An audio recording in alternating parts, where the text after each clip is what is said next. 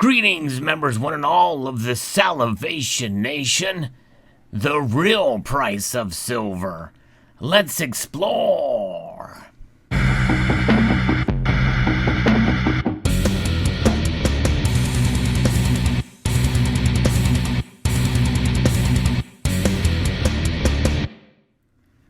Silver has captivated mankind for millennia. There was a god who was betrayed by 30 pieces of silver. In ancient Egypt, it was considered more precious than gold. In Roman times, 1/10 of an ounce of silver equated to about 12 hours of hard labor.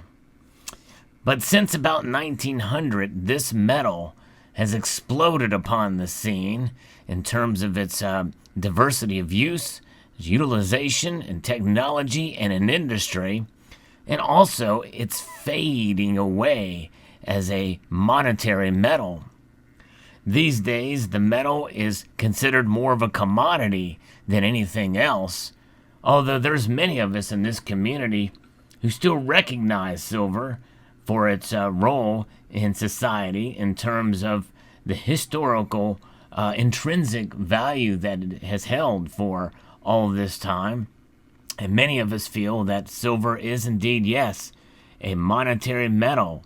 It is a metal that transcends industry and technology, and in many ways science, although it has a lot of interesting and fascinating scientific properties to it that make it stand out upon other metals.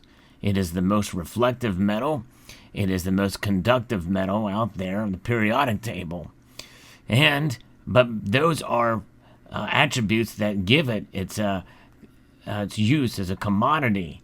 But I consider it hibernating money.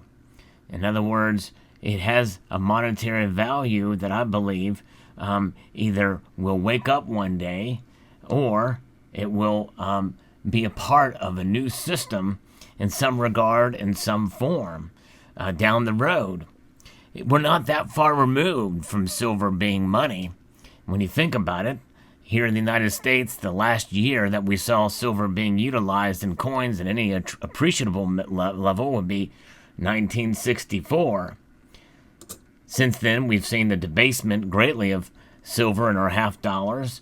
That was the last denomination that we saw it until 1969. But nonetheless, silver does play a vital role, especially in terms of as a hedge against economic instability. Many of us feel that even though it's been viewed as a industrial metal or a metal that has a role in science and in technology, it has a value, something that makes it unique. The duality of silver is something that is a force to be reckoned with, as it were. But it is traded mostly as a commodity. And like most commodities, there are electronic forms or paper versions of it. And it makes it a little bit difficult to really understand and get a grasp upon its price. And several times during history, we have seen the separation between the market price, what's known as spot price for silver, and as opposed to the price that it is sold in the physical form in the marketplace. Whether it be with these large bars that are utilized and melted down and transformed in order to make our electronics work, many of which are being utilized to film this very video, or to be used to help in the medical sciences, to help kill bacteria, and other amazing applications that we see silver utilized today to help better the environment. Nonetheless, this illustrious metal is something that has really perplexed us in some ways for those of us who accumulate it as either as a hedge or as an investment.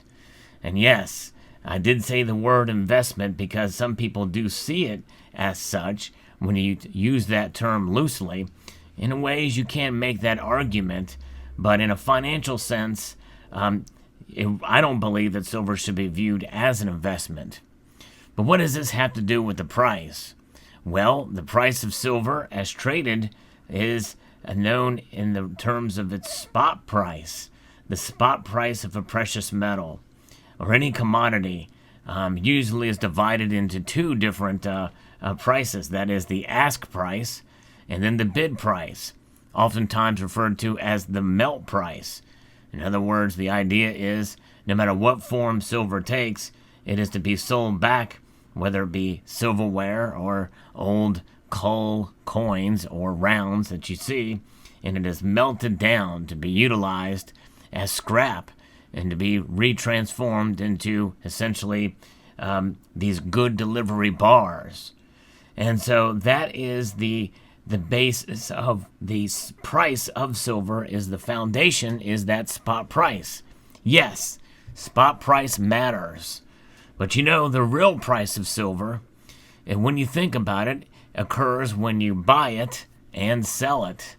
Those are the real price. The pain of letting go of these dollars and taking these dollar bills and transferring them into these silver rounds or coins is a painful process, because you are being denied these debt instruments. As you can see here, this note is legal tender for all debts, public and private. You're being denied this in order to accumulate and acquire this. Although for many of us, that is not a bad transaction, because this is something of substance and value that far surpasses and increases rather than the depreciation of this debt instrument. We've come to know as the Federal Reserve note here. And so that is really the exchange that we're willing to take. Now, when we take that exchange, we are assuming that we are going to be paying a higher price than what is known as the spot price. And the price from which we pay from in that environment is the asking price. It is based off of the asking price. And in almost every instance throughout history, in terms of buying precious metals as a hedge, well, you are going to be paying higher than that spot price. There's very few instances where you're able to get silver for at spot, and even less likely that you will buy it for under spot.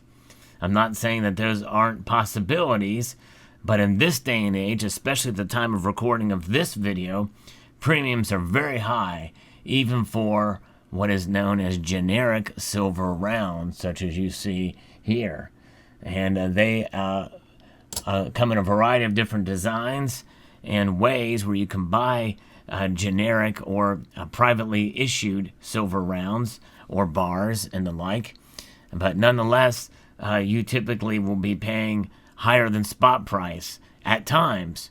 And in times of high demand, such as we are seeing at this moment in time, these premiums are quite high.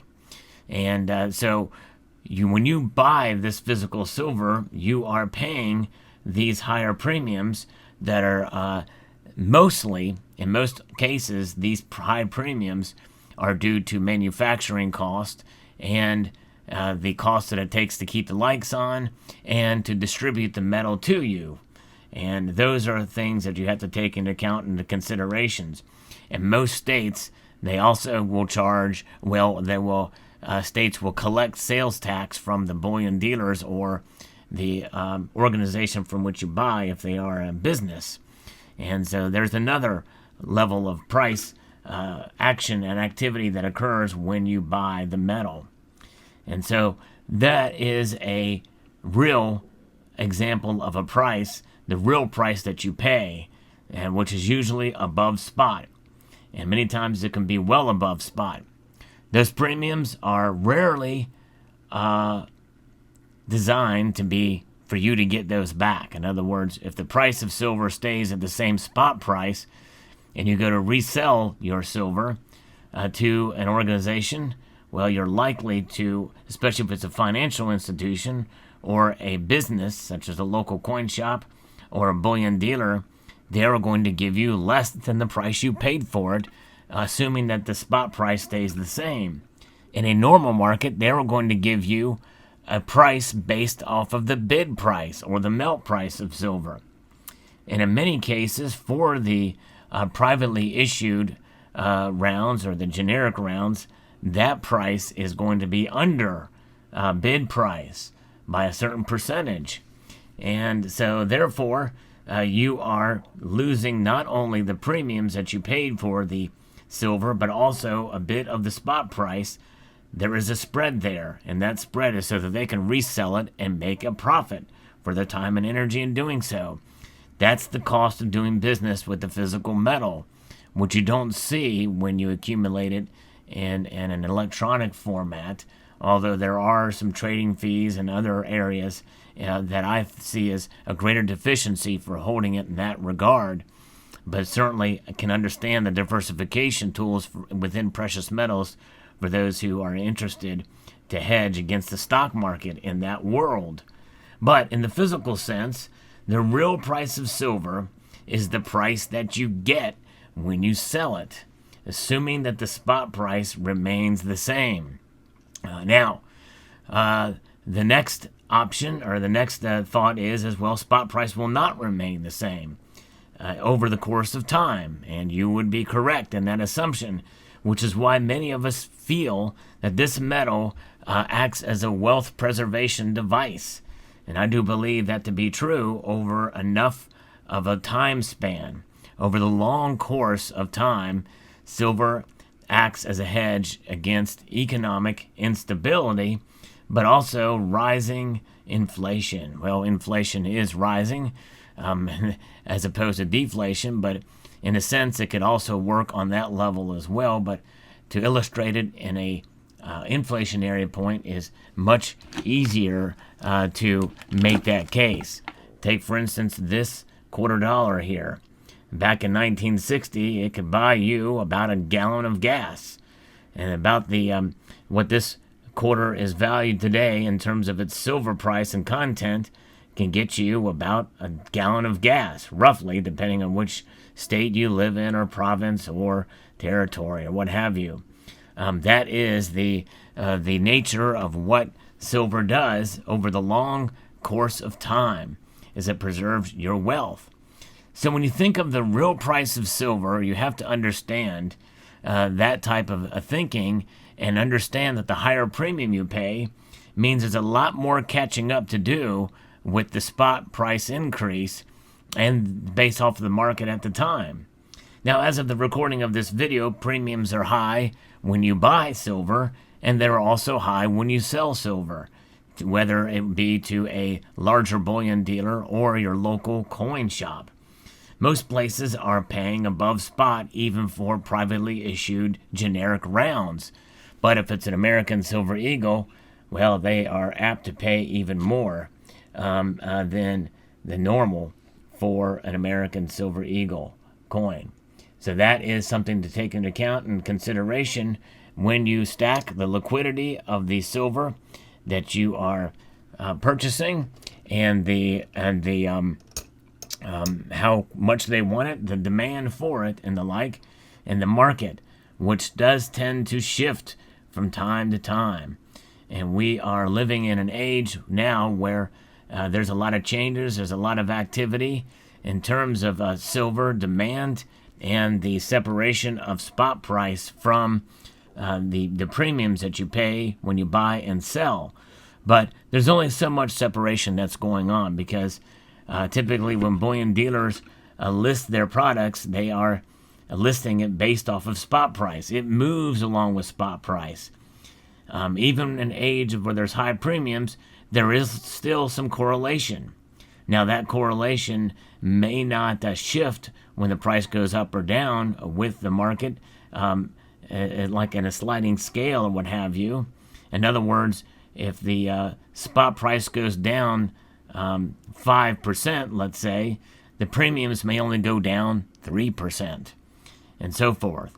So there's a lot of different factors you have to come into play there, but when it's all said and done, you as a buyer or seller of this metal, of silver, especially silver, and I'm singling out silver here because it's really exaggerated with silver, I believe, more so than gold. The real price for silver is the price that you pay and the price that you get when you sell. And this is something that's crucially important to understand when buying silver, when making decisions, and calculating that into your dollar cost averaging when you buy this particular precious metal. So I hope this helps illustrate and gives you a better idea and understanding about the price of silver and how it's weighed out. Spot price matters. I can't say that enough. But when it's all said and done, the most important price to you is the price that you pay for the labor that you put in, and when you go to sell, the price that you get when you sell it, the currency that you get and the value of that currency at the time is something you have to take into account too, especially adjusted for inflation. So I hope this video helped to illustrate that. I'd like to extend a multitude of gratitude to you all for taking the time to watch, and encourage you to please rate, share, comment, and subscribe.